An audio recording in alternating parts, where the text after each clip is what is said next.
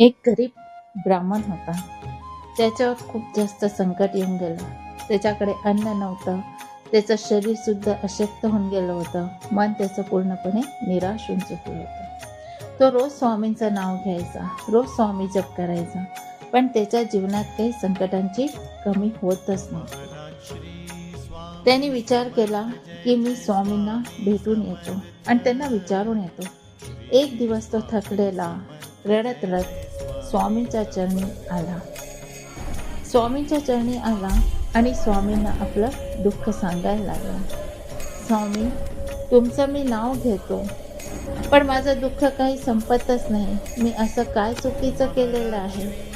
स्वामी हसले आणि म्हणाले, अरे फक्त तू माझं नाव घेतोस, पण माझ्यावर पूर्ण विश्वास ठेवत नाही. जेव्हा वादळात नौका डगमगते तेव्हा नाविकला ती पतवार घट्ट पकडावी लागते. तसंच संकटात श्रद्धा ठेव आणि देव सतत तुझं रक्षण करतील.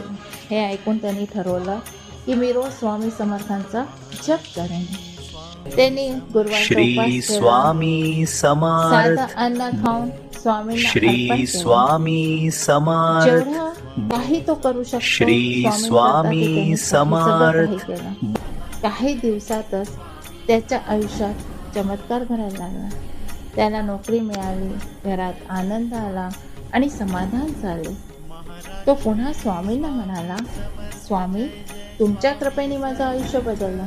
संकट तर तेव्हाच संपतं जेव्हा आपण पूर्णपणे तुमच्यावर सोडून देतो.